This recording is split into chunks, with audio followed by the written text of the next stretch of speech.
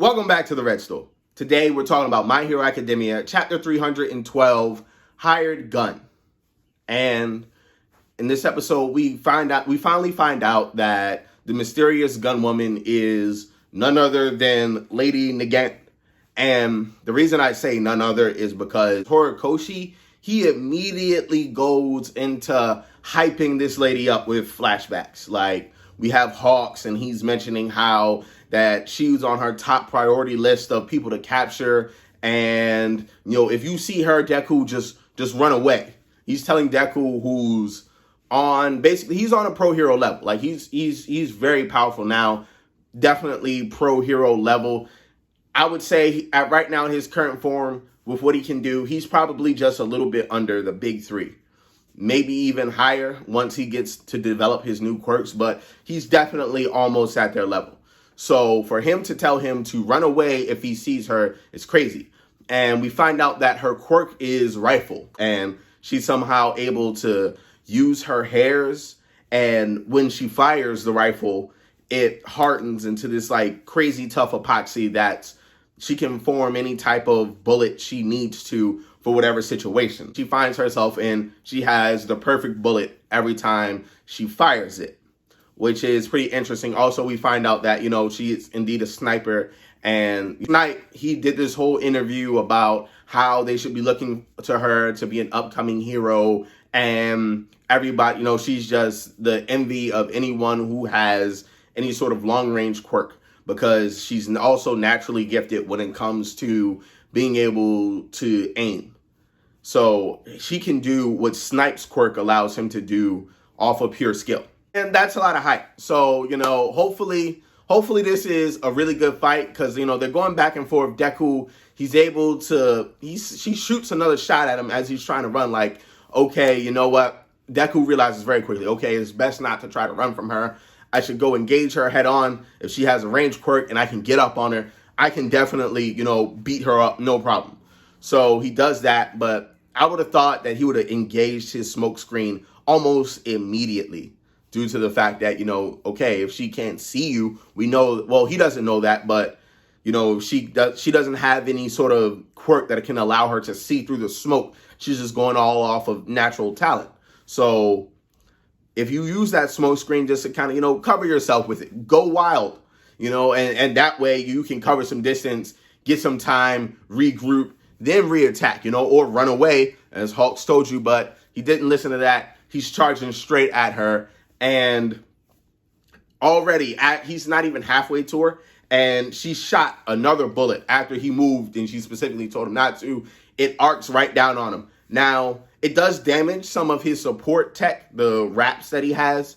So that's not good, unless, you know, they have some other way of getting them repaired, because those are from America. So he can't just get more of them, because the borders in Japan are closed off, and, you know, times are tight right now. So unless Hatsume is going to just fix them and not do something crazy Hatsume, like, oh, hey, I made it so it covers your whole body now, you're welcome. That could, you know, bring us problems in the future. But he is able to stop the shot, and he also compares it to Bakugo's howitzer, and how she's like, man, a howitzer shot's nothing compared to this. And that's currently Bakugo's strongest move. So she's packing power too. It's not just that she's really good. Her shots also have power, super hard to stop, and it's not like a regular bullet. So they're harder. So they're not breaking up whenever they hit their target initially. It looks like they're little drills, so they're going to tunnel through.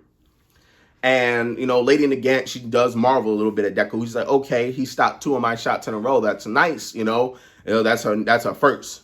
So now, you know, she has to regroup, and even though she doesn't seem to be too worried, it almost looks as if this is business per usual with her. But what I was surprised to find out is that not only was she a former, like, you know, hero candidate, she was about to be a hero and a top hero at that, she had some sort of falling out. They don't mention it as to what it was. I could only imagine, though, like, it had to be something bad. I hope it isn't something, it had to be something bad to completely turn her off of Hero Society and cause her to kill another hero. Also, I'm just going to have to go out on a limb and assume that Hawks is the one that caught her.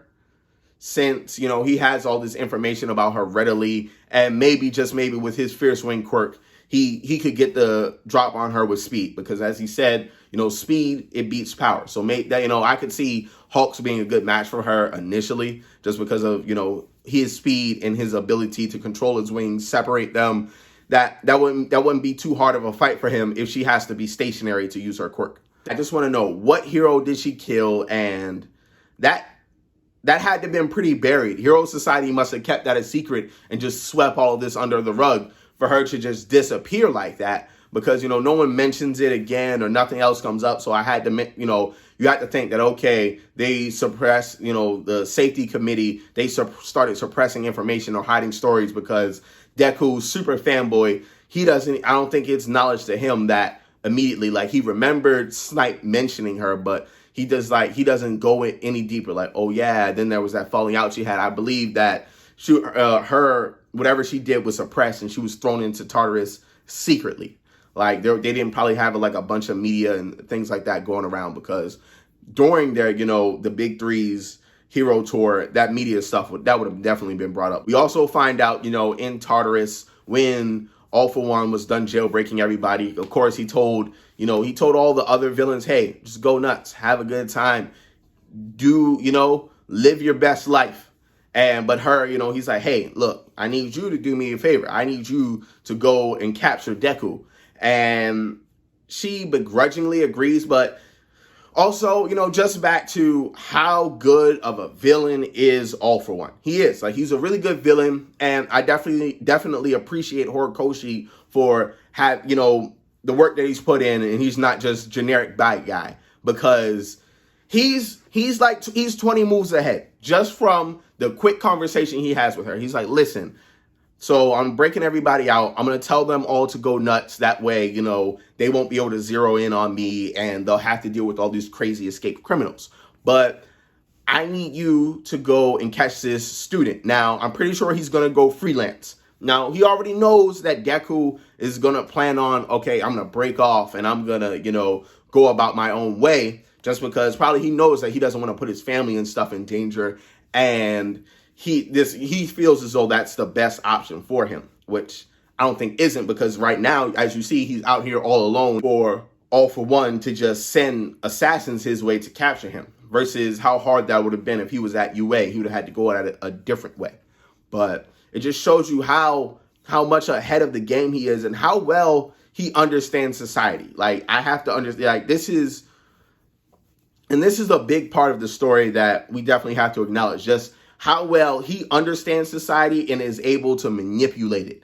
Everything that's been happening in these chapters, just with him having the hospitals and able to experiment on people and do what he wants under the guise of some nice doctor who's just helping people. And he's been doing this for generations. He's deeply seated and sat in society in his runnings. He probably runs a lot of it, and I'm not going to be surprised if he's ever defeated and they see, okay, just how much stuff was he manipulating, controlling, and running. Not only did, of course, he also has the spy inside of UA. And who knows if there aren't more in other hero schools. It's just, we don't know how deep his reach goes, but you can see how much he controls and manipulates society. That way, he's 10 moves ahead of the game whenever anything happens, even if it's a loss for him. So that just shows you that hero society needs to change. The society in general, all of it needs to change, and they need to be better. It can't continue to go the way that it was. They're past their golden age. Now they need to enter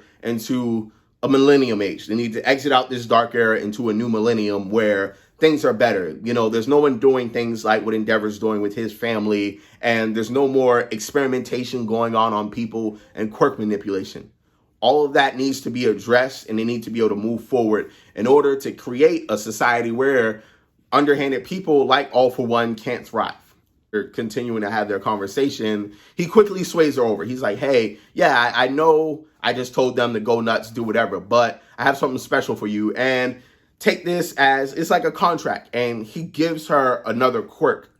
So if he's able to just if he's able to just hand out quirks and, still take away quirks very easily, even in his weakened state, then to me that says we could be seeing some more imperfect noble, or other villains whose bodies are capable of handling more than one quirk temporarily, given to them so that way they can be a bigger threat. So some other people could get upgraded.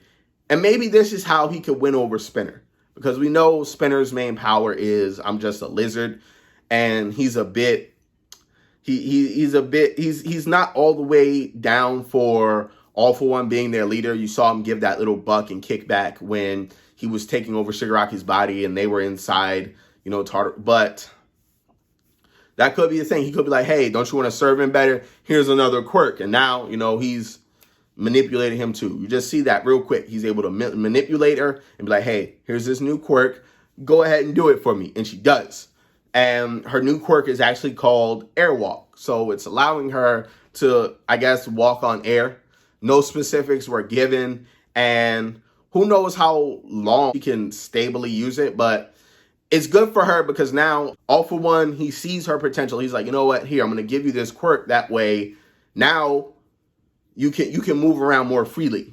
Now this allows her to keep that range more easily and move around more freely, which is good for her. Now she can keep distance, and really it makes her that much more of a threat against Deku. Also, I'm really curious as to why he said the best time to attack him would be on a rainy day. And just wondering, could there be one of the previous vestiges that quirks don't work well in the rain? Maybe the smoke screen. The smoke screen might not work that well in the rain.